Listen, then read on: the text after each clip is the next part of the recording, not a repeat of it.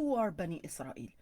So Bani Israel, they're actually the children of Yaqub alayhi salam, and they actually go back farther than Yaqub. The story actually goes back all the way to Prophet Ibrahim alayhi salam.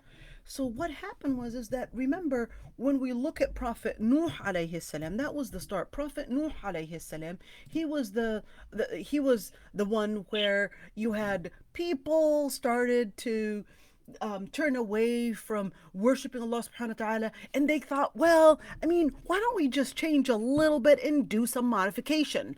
We don't want to worship somebody that we can't really see, so they wanted to do something a little bit quote unquote inspiring. So what did they do? They had some good people around, and they decided, well, let's make some sculptures out of our great men, and just try to remember goodness and piety through them. So they made these sculptures just to remind them of those good guys, but then later on, those sculptures became the sculptures that they would worship. So they would go to these sculptures and and they would start worshiping those sculptures. Well, then Allah subhanahu wa ta'ala actually sends Prophet Nuh alayhi salam to remind them that, what are you guys doing? God cannot be a sculpture. If you worship and if you believe in Allah the Creator, well, that's who you should be worshiping. You should be worshiping the Creator and not a creature, not something that you created. There's a difference between a creator and a creature. But they said, no, no, no, we're not going to accept that. We're just gonna follow this. Our fathers were doing the same thing, and we're not gonna take any of your words. In fact, they would hide underneath their clothes, and they would put their clothes to close up their ears, and they would walk away with all that arrogance and all that pride. Then Allah subhanahu wa ta'ala tells us that Prophet Nuh alayhi salam only a handful of guys actually follow Prophet Nuh. The rest of the city, no one wanted to believe. Well, that's when Allah subhanahu wa ta'ala sends Prophet Nuh a message that he has to build an ark. What is an ark? An ark basically is a very, very, very, very huge boat. All right? So he builds the ark, and then he's ordered to let two by two from the animals to actually be on the ark, and plus the men that believed with him. All right? Well, two by two, and only the men that believed with him. That's why ذُرِّيَّةَ مَنْ حَمَلْنَا مَعَ نُوحٍ. And of course, it ends up that this flood completely floods the area, and no one other than the people and the animals that were on the ark alive. That's it. Only the people on the ark, and only the people on the ark were the only ones alive, and the rest drowned. Now, later, Allah subhanahu wa ta'ala orders the earth to swallow up and gulp up the water, and then life comes back on earth again. I'm making the story short, by the way. All right. Then later on, during the time of Prophet Ibrahim, now we get to it. During the time of Prophet Ibrahim, time passes, and remember the guys that were with Prophet Nuh, they had children, and another generation, another generation, another generation, and again do the same exact thing. Generation after generation, things become forgotten again, and people start making up their own additions to the religion that Allah subhanahu wa ta'ala had ordered people to do, which is worship Him alone. So they start modifying and modifying. Prophet Ibrahim was another prophet that was sent for the people in Iraq. And that was a great city of Babylon. The great city of Babylon, they were worshiping the same exact thing, where they would commemorate so-called goodness by building sculptures and actually worshiping the sculptures. Well, I'm gonna make the story short. Prophet Ibrahim actually does not get a child. Prophet Ibrahim, he makes the dua, and Prophet Ibrahim travels from Iraq all the way to Egypt. All right. We don't really know why, but he traveled all the way to Egypt. Now, the Pharaoh in Egypt considers that every time that there's a pretty woman that he has to marry her and take her. So Prophet Ibrahim's wife Sarah, his wife Sarah, all right, Prophet Ibrahim alayhi salam had a wife and her name is Sarah. So Prophet Ibrahim told Sarah, listen, the Pharaoh, if you say that I'm your brother, he won't lay a finger on you. So just say I'm your brother and don't tell him that I'm actually your husband. So what am I going to do? Lie? He said, no. Aren't we brother and sister in Islam? Yeah, we are. There you go. We didn't lie. So the Pharaoh, he wants to approach Sarah, and then he would ask, and he would ask her, well, who's that guy with you? He's my brother. So he was like, you know what? We're gonna change the laws. Even if he's your brother, this girl is too pretty. We're gonna change the laws, and I'm going to marry you. And every time he would approach her, he would start freezing, and then he would say, "Make dua for me. Ask Allah Subhanahu wa Taala to not make me freeze." And then she would say, well, you won't lay a finger on me? Yes, I won't. I promise. I promise. So he will not freeze again.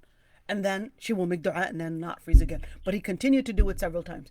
But then he was like, okay, this is really scary. This lady is somehow bewitched or something. I am not going to lay a finger on her. And instead, I'm going to set her free. And I'm going to give her a slave girl, a bondswoman. That way, I want to make sure that when I give her a gift, that way she won't bewitch me. So he gave her another slave girl. Her name is Hajar. Now, Hajar was actually a girl, that was once a princess, by the way, where the king's palace or the king's kingdom invaded their palace and took that princess as a as a slave girl. Now, time passed, and Hajar and Sarah, all right, are around Prophet Ibrahim. Later, Prophet Ibrahim, he gets really old, and he doesn't get any children, and Allah subhanahu wa ta'ala sends the malaika, or actually before that, Sarah, she tells Prophet Ibrahim, you've gotten really old and it's time that you would have a baby. It's time that we'd have kids. And he insisted that he's okay with it, etc. But she insisted that no. Why don't you marry my slave girl Hajar? All right. So he gets married to Hajar. Wait up, you guys. He gets married to Hajar. Now we're going to the story. Gets married to Hajar and actually gets a boy, a baby boy. This baby boy's name is Ismail. All right. Ismail means Allah heard the call. All right. So Ismail is a baby boy. And of course, later, Allah subhanahu wa ta'ala orders Prophet Ibrahim and wants to test his deen to actually take Hajar and her baby son Ismail to be in the land of Becca. All right, to be in the land of Becca. Now, this is actually mentioned in the Bible, by the way. This is actually mentioned in the Old Testament in Genesis. To take him in the land of Becca. So why take him in the land of Becca? Because Allah wants to make him a great nation. Make him a great nation. All right, if that's the order of Allah Almighty. So Allah subhanahu wa ta'ala orders him to take him to the land of Becca, which is Mecca today. But guess what? Let's see what happens. What is there? So Prophet Ibrahim takes Hajar and Ismail all the way to a very far away land called Mecca or Becca.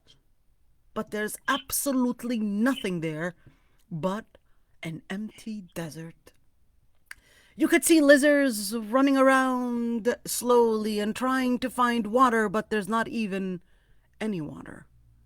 No plants, no fruits, no vegetables, no target to shop at, nothing. Absolutely nothing. Hajar says, are you going to leave us here? Prophet Ibrahim stays quiet and looks around and just walks away. And she says, "Did Allah order you to do this?" And he just nods with his head, yes. Now she's confused because Allah would not give an order unless there is this huge wisdom about it. So she basically just accepts it. Now Prophet Ibrahim alayhi salam is so afraid because he has waited so many years for a son, and now he's ordered to leave that son in a place where there's nothing. Just die out in the desert. But Prophet Ibrahim knows that Allah subhanahu wa ta'ala will not leave them like that. There's something magnificent. There's something big about this whole order.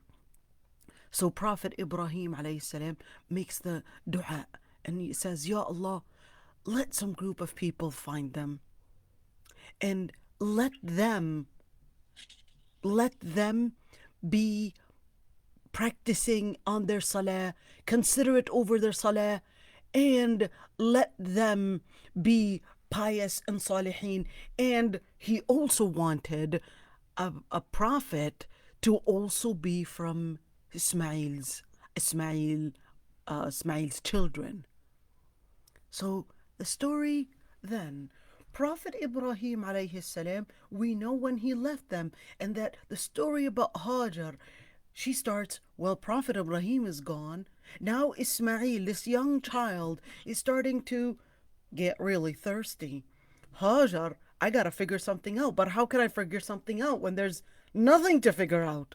So she goes from one mountain to another between the mountain of Safa and then the mountain of Marwa. And the baby, Ismail, is right there in the middle. And she's going back and forth, trying. Every time she would see a mirage and she would run, maybe it's that way. And then she would go. She didn't want to go far because Prophet Ismail, it's going to be really hard to carry a baby and start running around. So why carrying? What is she afraid of? It's not like there's anybody to kidnap him. Well, no, there are different reptiles in deserts to somehow attack a baby. So she would run from this mountain to that mountain, this mountain to that mountain, from Safa to Marwa, 7 times, until Allah subhanahu wa ta'ala orders the malaika to tap the ground under baby Ismail's feet, and the water comes out gushing Zamzam. The gushing Zamzam. Hajar sees it and she starts getting closer. Now in her language, zem means, trying to collect the water. And she's like, collect the water. I'm trying to collect the water. Don't go away. And then she would collect the water. And then the water continues to gush. Now she builds her little area. If there's water, you're going to start seeing greenery. You're going to start seeing plants. You're going to start seeing life. It just starts with water. Now another tribe called Jurhum, they're Bedouins.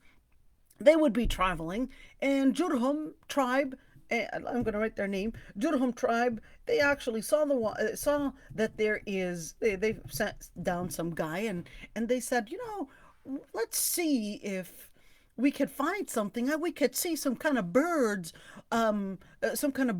roaming around a specific area. So they sent a guy, just go see if there's anything there, any sign of life, any sign of water. And then the bird that they had seen was actually the greatest sign that told them that there was actually water. So Jurhum tribe, they go and actually speak with Hajar. Assalamu alaikum, miss, or something. We could see some water here, but would you mind that we actually live with you and share the water? And she said, remember, she's an ex-princess, so she definitely knows what management and what governing means. She said, oh, absolutely, you can stay, but on one condition. And that is, I control and govern the water. In other words, that way they won't say that they are the ones that control the water. In other words, I'm the one that's governing this, just to make sure that justice in distributing the water takes place. So they accept. She accepts that they would stay with her. And later, Prophet Ismail, Prophet Ibrahim, we're going to go back now to Prophet Ibrahim. Later, Prophet Ibrahim, the Malaika come to him during this time while Hajar and Ismail are living in Mecca or Becca. Prophet Ibrahim actually gets the Malaika coming to him, and they say, well, we've got two things for you. There's going to be a city that is going to be destructed, and that is the city that is doing men marrying men and women marrying women. That city is gonna get destructed. So Prophet Ibrahim says, but you guys do know that Lut is there. And they said, we know who's there. Don't worry. We absolutely know all the details. So Prophet Ibrahim then is told, they said, oh, and plus, you're going to have a baby. He's like, what? So Sarah hears this and slaps her face. What did you guys just say? You're going to have a baby. I'm an old lady. What are you talking about? And they said, don't worry, your Lord Almighty knows you're an old lady. But when you're an old lady, and the Lord, even if you're an old lady, when the Lord wills something, it's going to happen. So she gets pregnant with Prophet Ishaq. Now, Prophet Ishaq, to make the story short, Prophet Ishaq later, of course, continues and becomes a prophet. And then Prophet Ishaq later gets the child Yaqub. All right, now we're starting to go into that detail. Prophet Ishaq gets the child Yaqub. Prophet Yaqub, and we know the story where he had 12 children. All right, he had 12 children. So here's Yaqub. He gets 12 children. All right, 12 children. And amongst these 12 children, you know the story of Prophet Yusuf?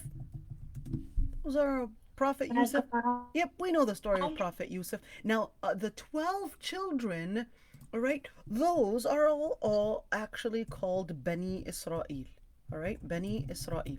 So Bani Israel are actually the children of Prophet Yaqub alayhi salam. Now, on this side, Allah subhanahu wa ta'ala tells us a lot of the story of Bani Israel, Bani Israel, Bani Israel. Why?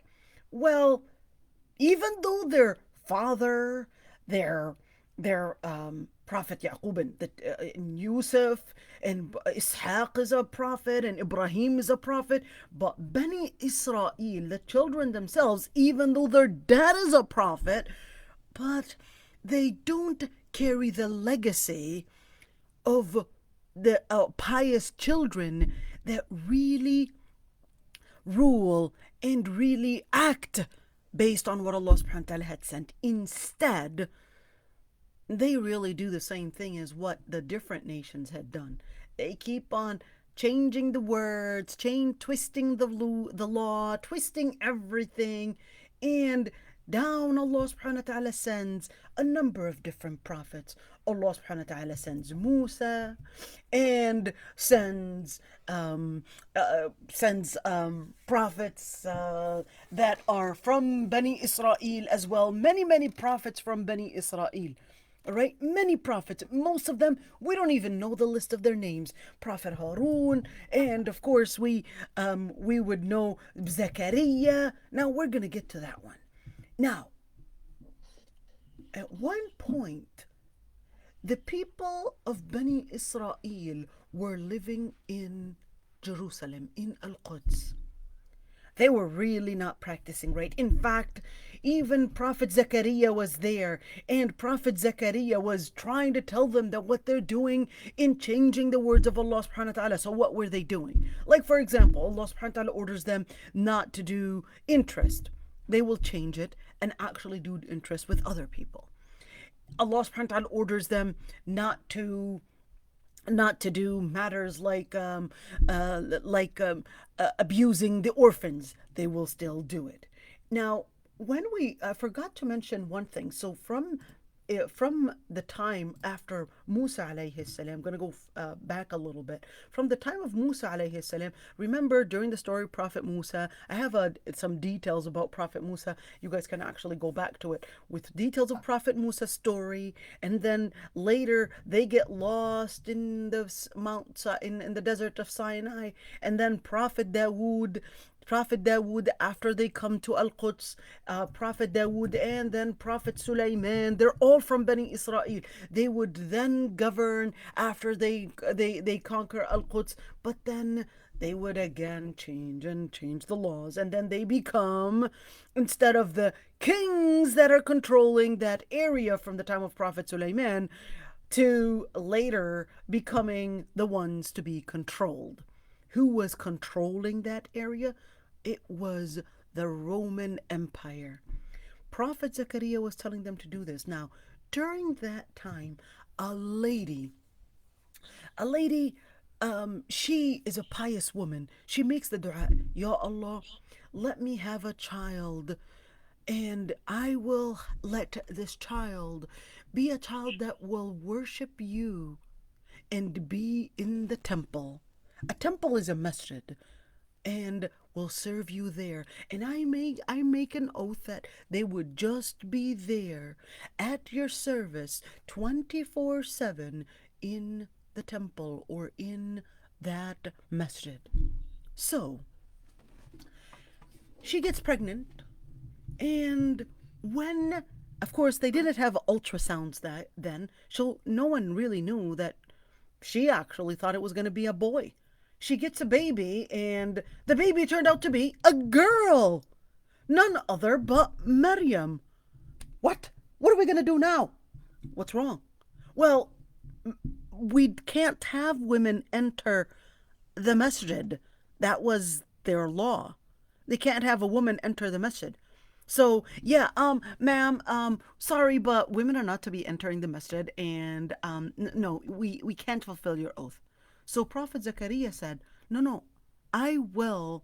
She had an oath that she had done, so we can just designate a certain area. No, and Prophet Zakaria would say, I'm a prophet of Allah. Here, I'm the one that is supposed to be defining the rule and how we deal with this. We're not going to listen to you. Even if you're a prophet, we're not going to listen to you. And plus, no, she can't stay here. But that's part of what Bani Israel were doing. They just didn't want to listen to the prophets. So Prophet Zakaria and the rest of the rabbis, they were like, well, I guess we'll have her stay, but somebody has to watch over her.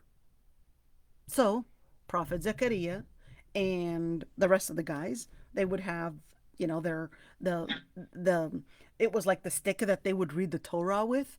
They would use that, and then whoever stick they would draw with it. Draw, not to draw meaning to color and draw, little things on a piece of paper, but this is draw to pick, to pick the who wins. So then they were doing this draw. Whoever's stick that they would use to point the Torah with floats in the water, that he would be the one to take Maryam and actually make sure and oversee her needs while she lives in a specific room away from the rest of the guy area. So Prophet Zachariah's stick would be the only one to float, and then Prophet Zachariah would be the one to take care of Maryam. What does take care of Maryam actually mean? So oversee, train her, teach her, and of course oversee her needs. Now, Prophet Zachariah alayhi salam sees that this girl, the growing girl, Maryam, she was extremely loved. Everyone adored how pious and good she was. She was a very pious girl that people would come to her window and always ask her to make dua for them, and it would be answered. So everyone saw that this girl is just not a typical girl. Maryam. Even Zakaria saw that this girl, Maryam, he would come to her and say, how did you get kiwi? How did you get fruits? How did you get fruits that are not even from here? And fruits that usually come during the winter, and the winter during the summer, you would get fruits that there's absolutely no way that this was cultivated from here. So she would say, it's from Allah, and Allah subhanahu wa ta'ala gives whom He wills. Prophet Zakaria was astonished, and he knew that this girl was going to be something big.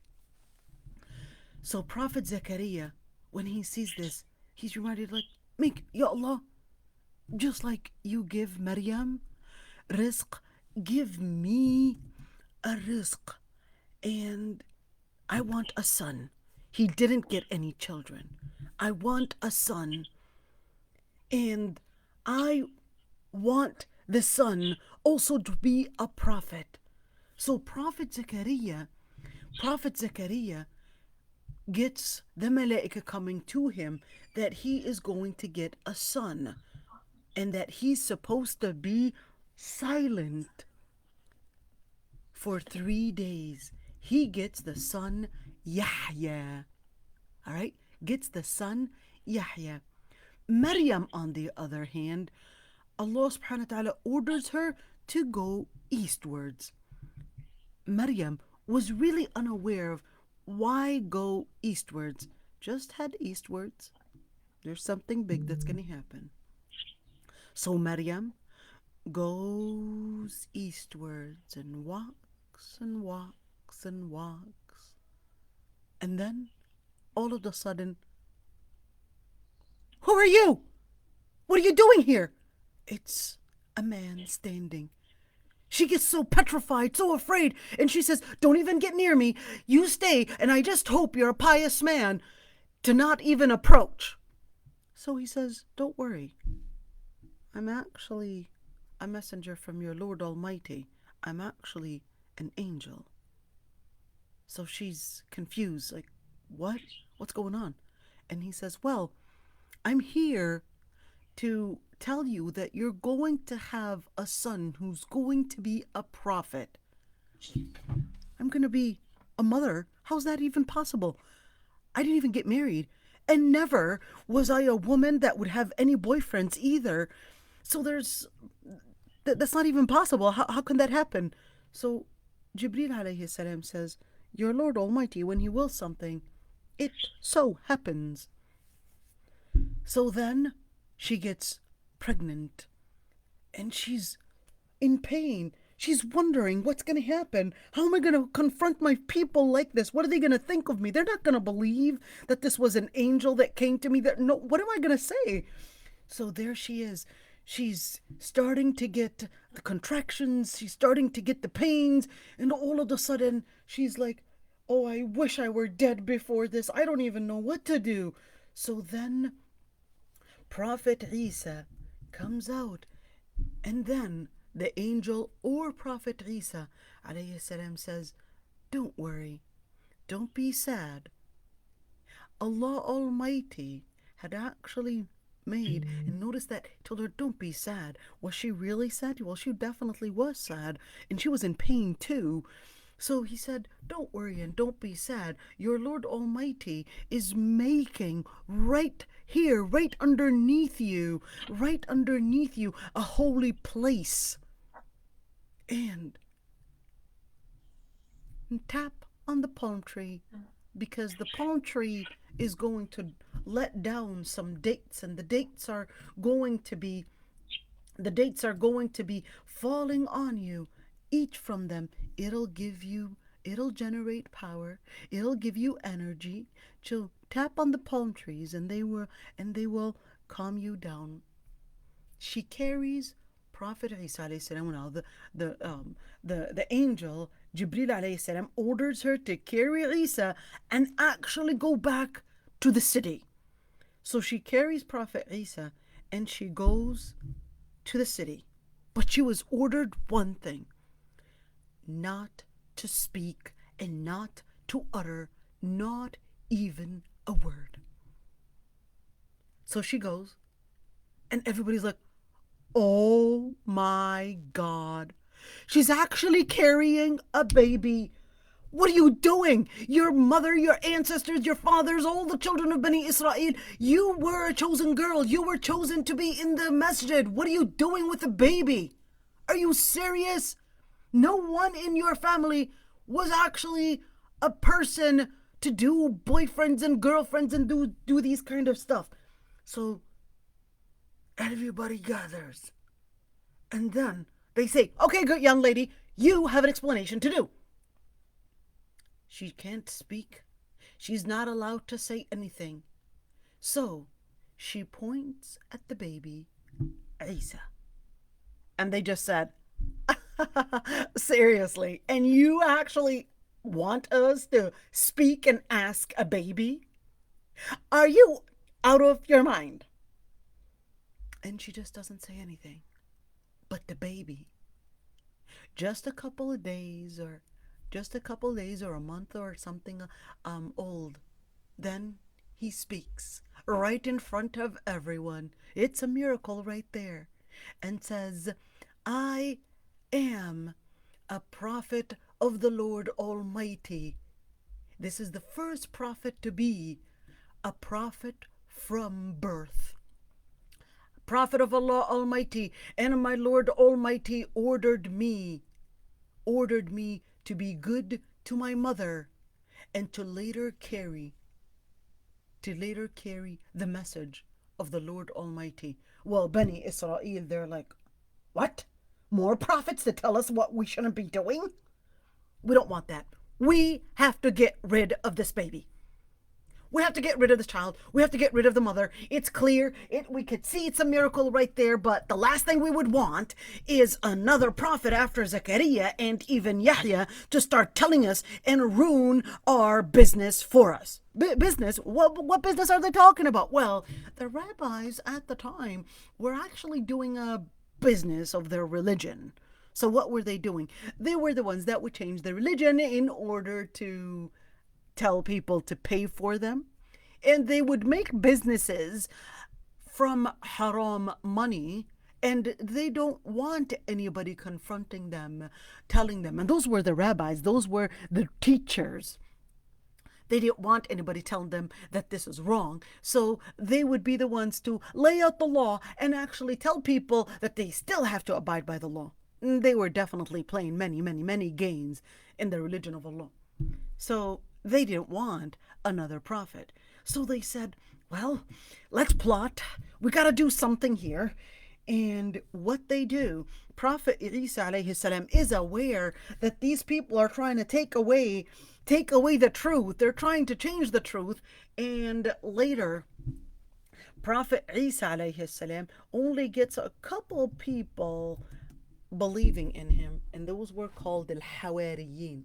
Kind of like Sahaba. Yeah, but Prophet Isa alayhi salam's friends, companions, were actually called al-Hawariyin. So Prophet Isa alayhi salam, there are times the Bani Israel, they challenged him. If you're really a prophet, well, tell us what proves that you're a prophet. So, sure, people would gather. And he would say, well, yesterday you've eaten 1, 2, 3, 4, etc. And he would tell every single person. That's a silly miracle. Prove it to us. That's not a big enough miracle, Bani Israel would say. So he would say, all right, what do you want? We want this sculpture of this bird sculpture that we made of clay to turn into a real one. Oh, sure. And by the will of Allah subhanahu wa ta'ala, it would turn into a real one. Yeah, well, we still don't believe it. Oh, what do you want? We want you to make this dead person live again. Oh, sure. You want evidence from Allah subhanahu wa ta'ala? You want a miracle like that? And he would indeed bring this person back to life again. But they said, even if he's a prophet, we still have to get rid of him. That's it. It is what it is. He's going to ruin our business. He's going to ruin our companies. And the best thing is to get rid of him. So what's the plan? Well, the best thing to do is actually go to the king of the Roman Empire and tell him that this man somehow is trying to overcome his throne and take over his kingdom. But what is that going to do? Well, that's going to let that king get excited and feel that this man is a threat. And instead of us running after to kill him and probably get punished for it, the best thing to do is let the king do it himself. This needs massive power. This needs a whole army, and we don't have that type of army. So the best thing to do is let the king think that he's a threat to them. Okay, then what? Well, then you'll get rid of him and your business continues. So, indeed, they went to the king, and the king was convinced that Prophet Isa was actually a threat to his power. So he orders that they would go send out massive call outs. This man is under arrest. We're going to detain him, and we've got some business to do with him. They look and look for him, and then Bani Israel act as those intelligence people and start, we know where he is. He's right there. He's in that room. He's this, and this is where he was, and etc. And these are his followers. And then they would start giving information to the king in order to get rid of Isa alayhi salam. Now, the king and his soldiers, they managed to find Prophet Isa alayhi salam. He was actually with his companions. The king's soldiers, they come in and they say, which one is the guy we're looking for? But Allah subhanahu wa ta'ala, right before they would come in, Allah subhanahu wa ta'ala took Prophet Isa alayhi salam and rose him to the heavens and put him to sleep there. So they take one of what they would say, well, it looks like it's that guy. Remember, they didn't have photos at the time. So they would just take one of al-Hawariyin. And then they would say, are you him? And according to the Bible, that he said, it's not me. I'm not him. And they would still say, no, it's you. And boom, boom, boom, start hitting him. And then they would put him on a cross and nail him on the cross. And that is not Prophet Isa alayhi salam, but that's actually another guy, one of the Hawariyin. So they continue to actually put that man and put him finally to death. Now, during the time, now this is almost 650 years almost before Prophet Isa alayhi salam. But Prophet Isa alayhi salam, his friends will say, so what are we going to do after you? Which prophet are we going to follow? How's this going to happen? So Prophet Isa alayhi salam would say, there is another prophet that is going to come after me. How do we know? What's his name? What do we do? His name is going to be Ahmad. Where's he? Well, then he would tell them that he is living and going to be living in a place near Becca. What? How's that even? What's the story here? There you go. Remember, Allah subhanahu wa ta'ala sent Prophet Ismail and Hajar all the way to the land of Becca. There is where the story meets. Prophet Isa alayhi salam tells them that, and 650 years had passed. The 650 years had passed, and they're still looking for him. Generation and generation. The Hawariyin died, and their children died, and the second generation died, and many years had passed. But they still left a legacy that there was going to be a prophet named Ahmad that's going to be coming from around this land. But that's really far from Al-Quds. It is. But that's why from the Bani Israel, some of them, they still kept, and some of the followers of Isa alayhi salam, they still kept that message. They still remembered that there was going to be a prophet coming.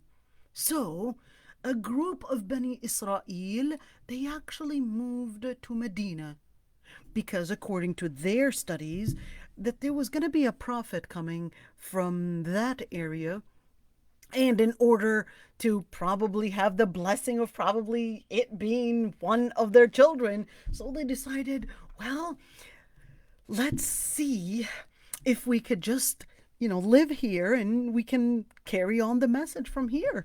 And maybe it's one of our children, maybe it's one of our ancestors. So they live in Medina. And you have others from the time of Prophet Isa.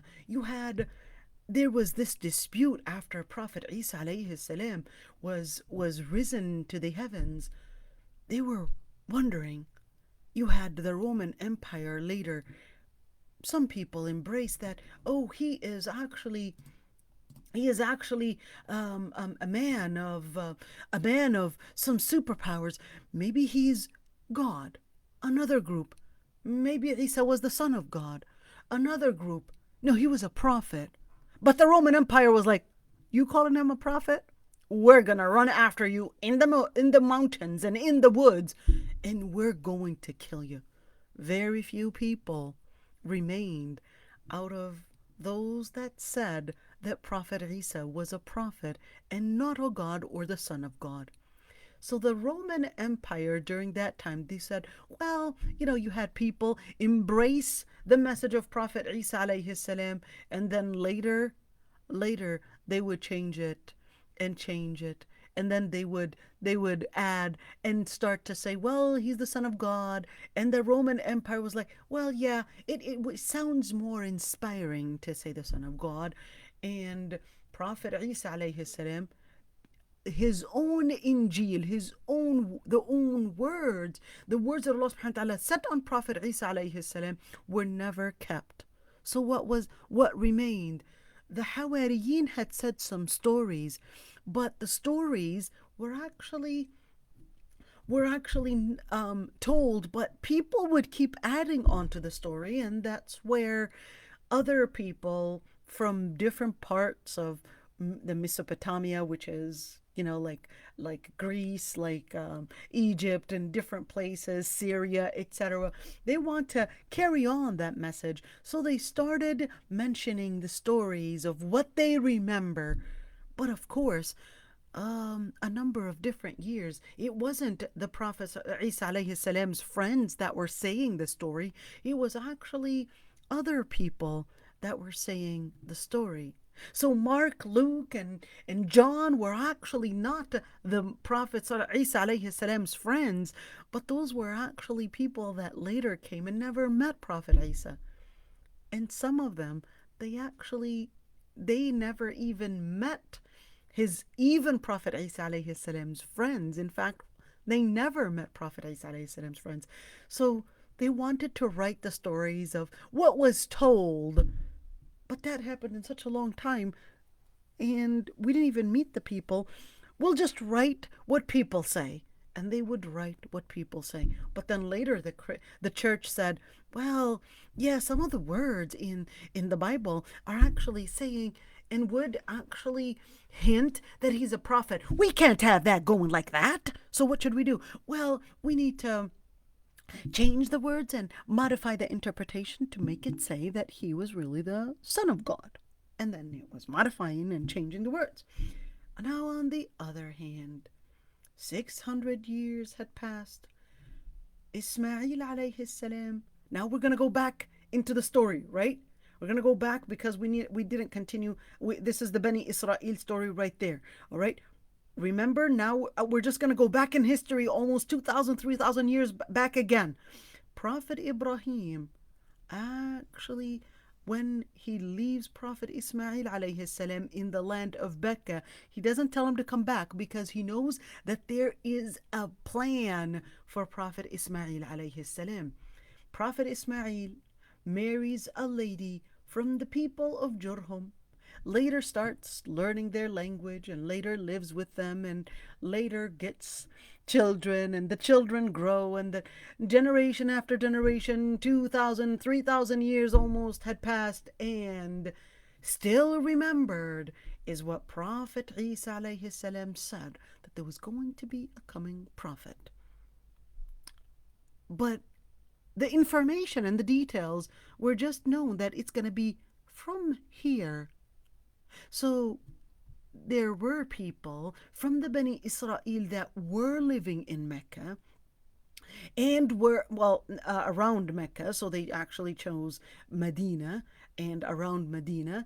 And they said, well, how do we know? Well, according to the Bible that they had, the Torah and the Bible, it actually gave a number of different hints. Number one is that they would sing a new song that glorifies the Lord Almighty. What? Allahu Akbar, Allahu Akbar. And what else? Well, it would sing a new song, and this prophet would come with 10,000 men also from the land of Paran. Land of Paran? What land is that? Remember, the land of Paran was really where Prophet Ibrahim alayhi salam passes, and actually says that when he had taken his son Ismail, he would pass from that, and the land of Paran was also where the Lord Almighty's words will shine again. Shine again? Yeah, that's in the Torah. Shine again for what? Shine again, just like it had shined. It had shined during the time of Musa in the Mount Sinai, and just like it shined in Al-Quds, it will shine again there in Paran, around that area of Becca. So what's going to happen? Well, then in the Bible it also says the sign of the prophet, he will get, and this is this is in Deuteronomy chapter 18 verse 18, by the way. In the Bible it said that the Lord Almighty would send an angel to the man, and he will say, and he will put his words in his mouth, and the angel would tell him, read. And he would say, but I can't read. I'm an illiterate man and I can't read. And he will say, read. And then the Lord Almighty will send his words, and he will speak in the Lord's name. Something that sounds like Bismillah ar-Rahman ar-Rahim. Now, Prophet Ismail, after 2,000 or 3,000 years pass in that area, in the land of Becca, they are already worshiping an idol called Hubal, and idols. There more than 360 idols. They had really changed the Prophet Ibrahim's legacy and Prophet Ibrahim's mission and Prophet Ibrahim and all that. They had long gone changed the words. So what happens? Well, not only did it say where he will be, the signs of what will be, and who his people will be, and what the name is going to be, and even a sign on what he will have on his neck. On his neck? What's going to be on his neck? A special kind of necklace? No, it's going to be a round birthmark at the back of his neck. This birthmark at the back of his neck is a circled birthmark. It's a circled birthmark, and this birthmark is going to be a sign of 2, he won't be a man to take donations. He will only accept gifts. 3, he will be oh, sorry you guys, I forgot the third one. Yeah, he will be a man to accept gifts. He will be a man to not accept donations. And number 3, he will have this birthmark on the back. Now, there was a story of a guy named Salman al-Farisi. Gonna go a little bit off topic. Just remember the story. Salman al-Farisi was a little boy that grew up in areas near Iran. They used to worship the fire. And every time they would see the fire, they would make sure that the fire doesn't burn out or God will burn out. So Salman al-Farisi's father sends out his son, hurry, hurry, you gotta gather the wood before God dies. Salman was like, before God dies? That doesn't even make sense. God can't die. And if the fire is dying out, and we're so worried to get some fire in order to not have God die out, that means this can't be God. So, in the woods, he goes to fetch the fire, at least fetch the wood for the fire. But then he sees some monks in a monastery. Those monks were practicing a different religion than what Salman al-Farisi's dad was practicing.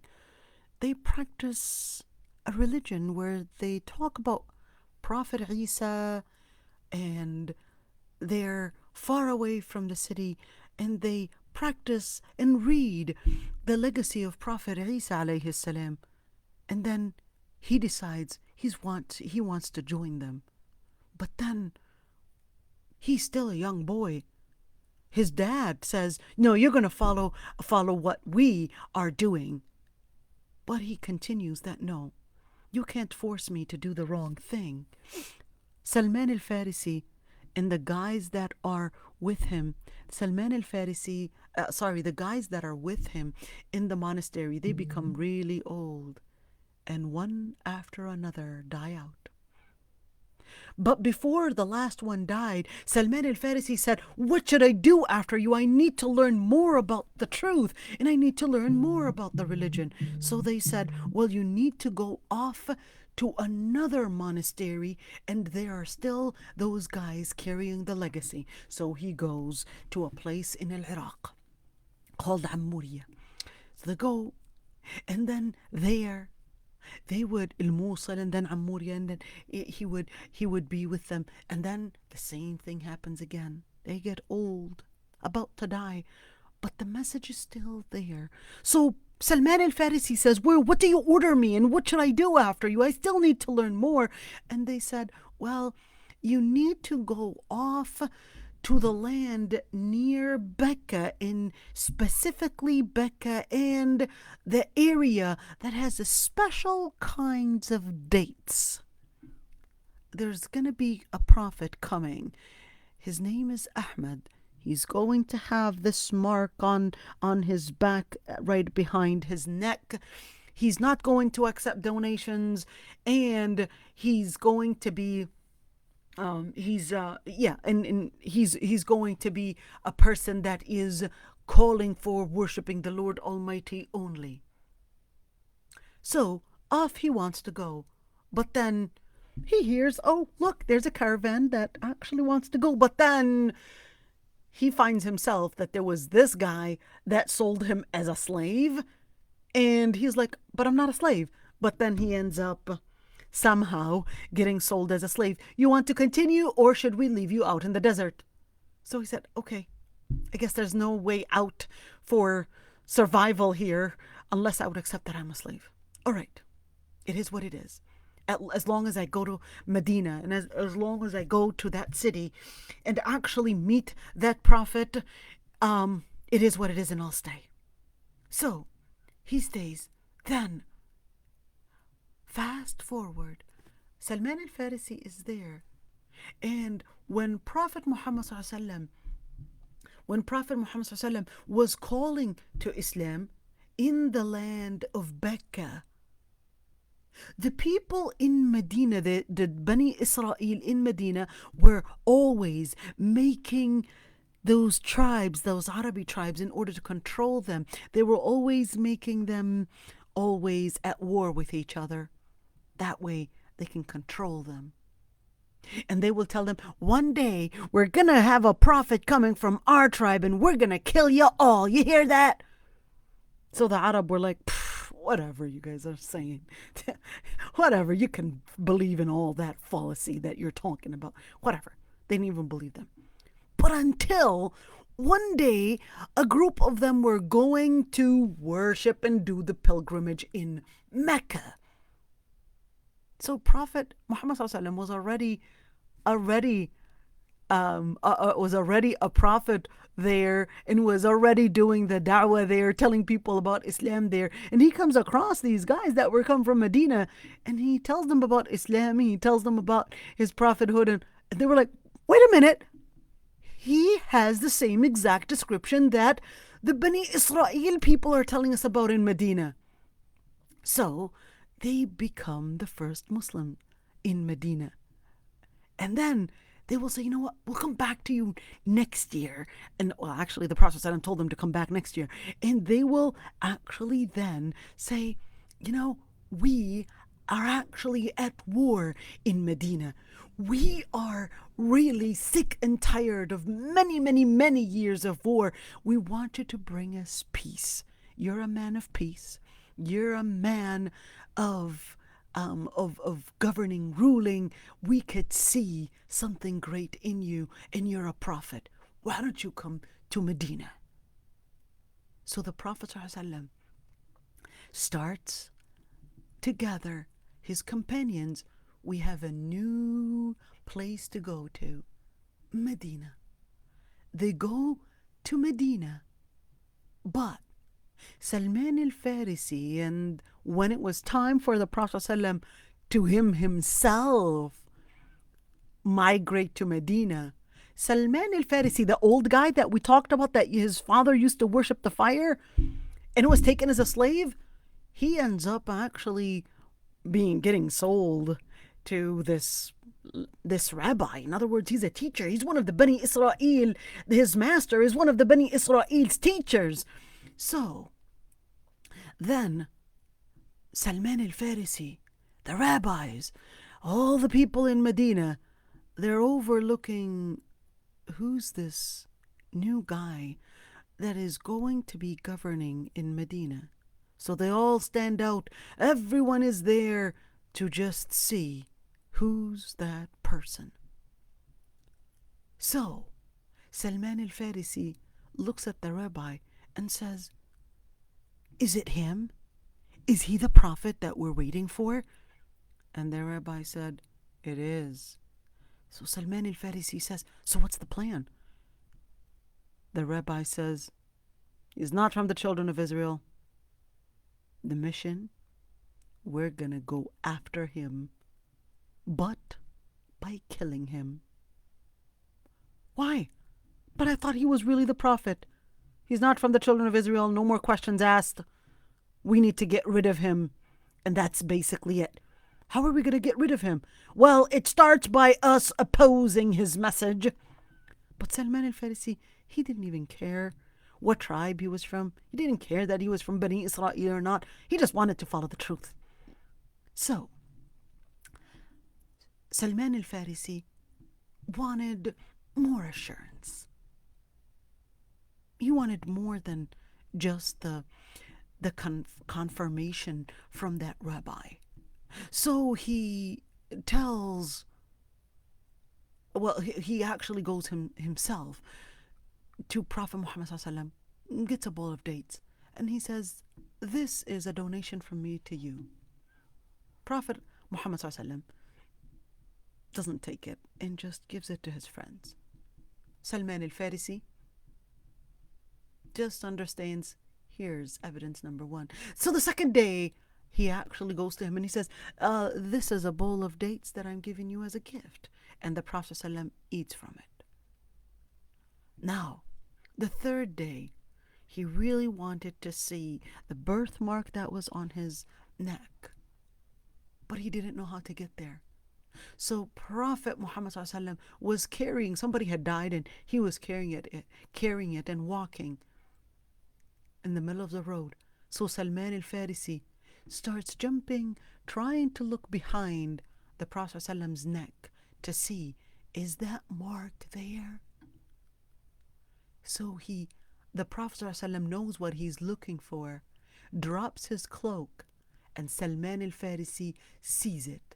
And right that instant, Salman al-Farisi goes down and starts kissing the feet of the Prophet ﷺ, because that's the way that Christians and Jews actually glorify their saints.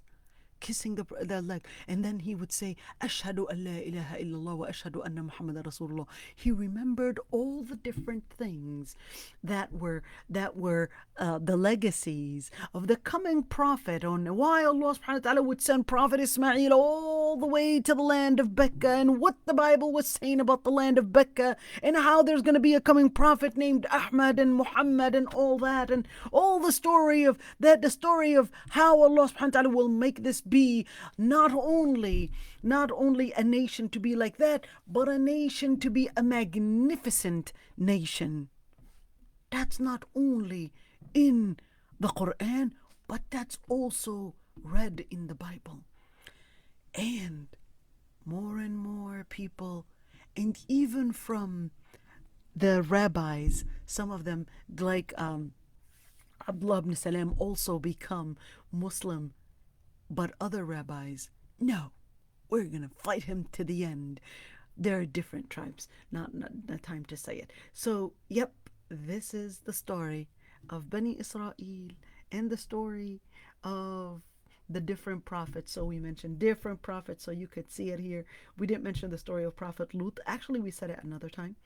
And yes, and of course, then we would, to continue the story, would need to start a session on Sirah. Yes, we didn't read much of the Quran today, but at least we know these stories.